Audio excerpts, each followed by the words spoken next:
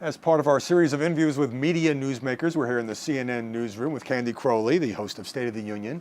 And I saw a few weeks ago Marco Rubio on your program. It was the first time he gave the formulation, I'm not going to discuss Mitt Romney's VP selection process. This week we had Rubio's not being vetted. Yes, Rubio is being vetted. No, it's going to be Pawlenty. What explains the media's fixation with the veep stakes? Because it's something we don't know. I think we're always looking for the next thing we don't know. And it's sort of the nature that's true, but that's all right. It is something that, once you've done a story and you think, okay, the story's still out there, but we did this angle, this angle, this angle, and this angle, you kind of, say, well, what else can we look at? Particularly when it's a campaign that goes on for 2 years, right? So it's Veep time, and it's summer, everybody's at the beach, including newsmakers, and so, you go with, like, what's the next really big moment in the campaign that we know of? Veep. It's also funny to see the former Republican rivals of Mitt Romney, who had spent the primary season bashing him, come on programs like yours, Rick Santorum, and suddenly be a lot more respectful of the Republican nominee. Santorum saying that Romney is trying to walk a line and not sound hostile to Latinos. But when Romney spoke to the Latino group in Florida the other day, he didn't exactly embrace President Obama's modified version of the DREAM Act. He's kind of walking a fine line. Yeah. Yes, walk that fine line. Listen, the tone makes a difference. When you listen to people like Jeb Bush or Marco Rubio, what they worry about most is how the Republican Party is coming across, not just to Latinos, but to swing voters, frankly, because swing voters hate the hard edges of either party. Which you might need to win a nomination, but not in the fall. Exactly. So I thought Romney's tone was significantly softer. He wasn't saying anything, as how shall we put this?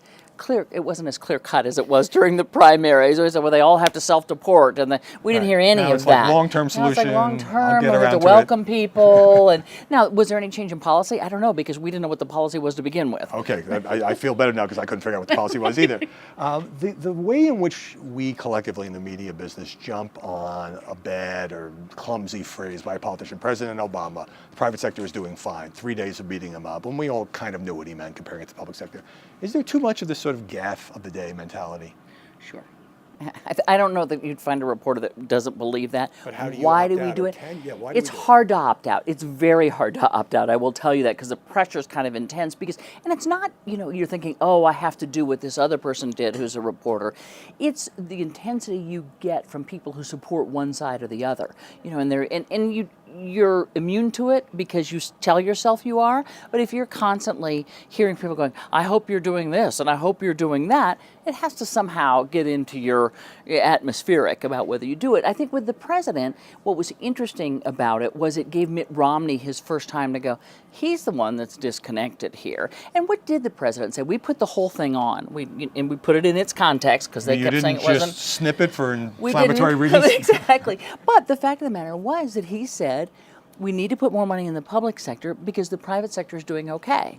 That in itself was enough for Republicans to grab onto. They didn't need just that little part because they don't believe you ought to put more money in the public sector. We asked people on Facebook what questions they wanted us to ask you, and one of them said, you've spent a lot of time dealing with politicians, interviewing politicians. Do you trust any of them? It's hard to get them to answer questions.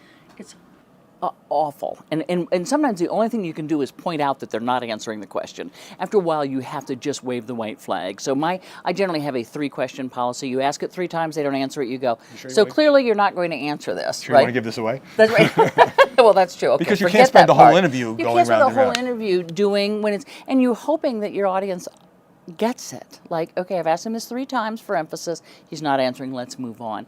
Do I trust them? No, because that's not our job. Isn't to trust these guys. Our job really is to mistrust them, to say, wait a minute, that's not what you said, or is that really what you think, or are you just towing the party line? Because the job of a journalist is to be skeptical of everything that's said. One thing that people may not know about you is that you practice meditation. I do. Can you talk a little bit about that and the role it plays in your life? It's so hard, not because I don't want to, but just because it's kind of hard to articulate what it is. Where do you find the time? You have to add it to your day. You do. But I think what you get back, to me, it orders my thought in a way that isn't, how things are coming at you all day long. Yes, and people are calling and this and that. This helps me sort of focus on what I'm trying to focus on. It helps me order things in terms of priority. I think it's not as though I don't get mad anymore, or I'm not angry at this person or that person, but I don't hold on to it as long as I used to. I don't hold on to things that bother me. I sort of process them and let them go in a much easier way. It brings me a sense of a place to go that's calm, and there aren't that many of those these days. So I actually treasure that time, because it's just a time to kind of let the stress go away, and then it just helps me focus better, and I think it helps me let go of the bad stuff. I'm feeling more calm just listening to you. Candy Crowley, thanks very much for Thanks, joining Howard. us here at CNN.